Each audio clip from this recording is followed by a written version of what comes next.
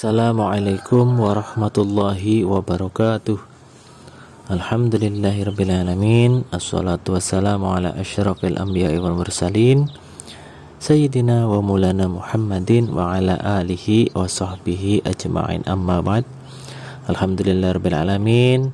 Pada sore hari ini kita dapat kembali melaksanakan puasa. Semoga puasa kita diterima oleh Allah Subhanahu wa ta'ala. Allahumma amin ya rabbal alamin.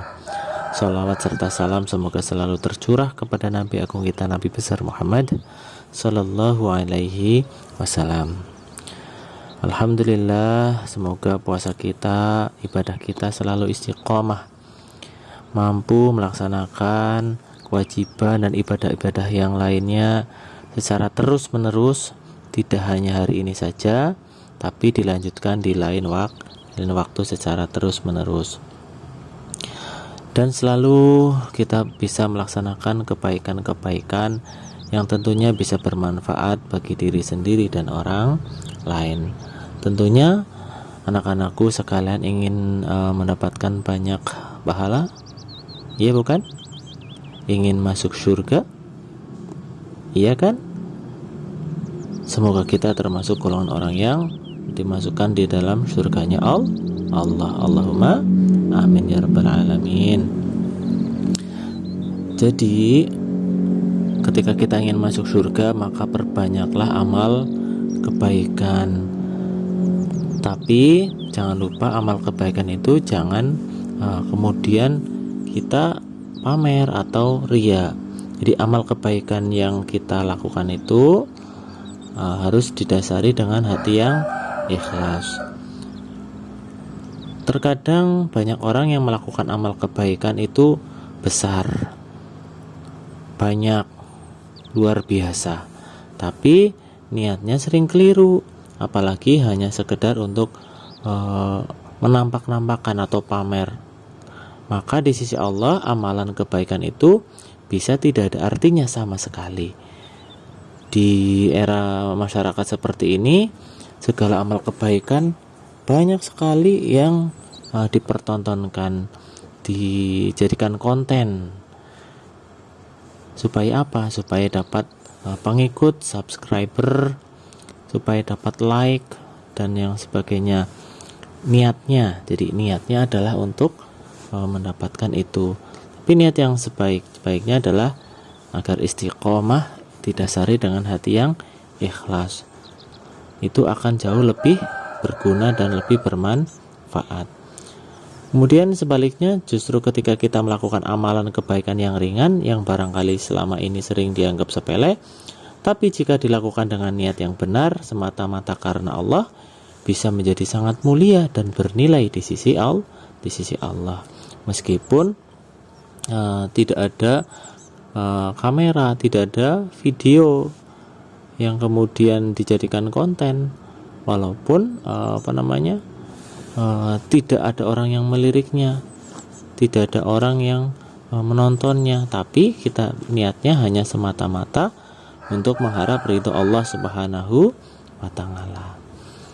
Jadi pada sore hari ini Pak Guru akan memberikan sedikit contoh beberapa hal sepele yang apabila kita lakukan dan istiqomah, yang menurut kita itu sepele, tetapi justru di mata Allah itu mendapatkan pahala. Contoh yang pertama adalah memberi makanan atau minuman kepada binatang. Jangankan memberi minuman binatang, rasanya saat ini orang-orang yang hidup di zaman ini terkadang banyak yang tidak peduli pada binatang, padahal memberi minuman pada binatang ini menjadi salah satu amalan kebaikan yang dapat menghantarkan seseorang ke dalam surganya Allah. Mungkin pernah mendengarkan cerita bahwa ketika Rasulullah menceritakan seorang laki-laki yang memberi minum seekor anjing, sehingga kemudian Allah itu mengampuni dosa-dosa laki-laki itu dan memasukkannya ke dalam surga. Rasulullah SAW bersabda, ketika sedang melakukan perjalanan, seorang laki-laki merasa haus. Lalu ia menuju ke sebuah sumur dan minum air.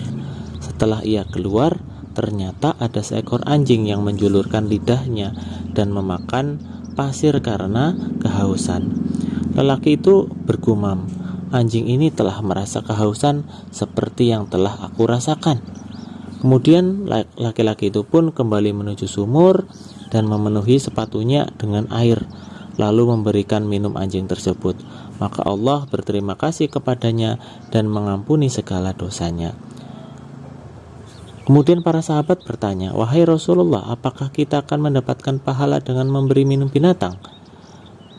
Beliau, Nabi Muhammad, menjawab, "Pada setiap limpa yang basah terdapat pahala." Itu contoh.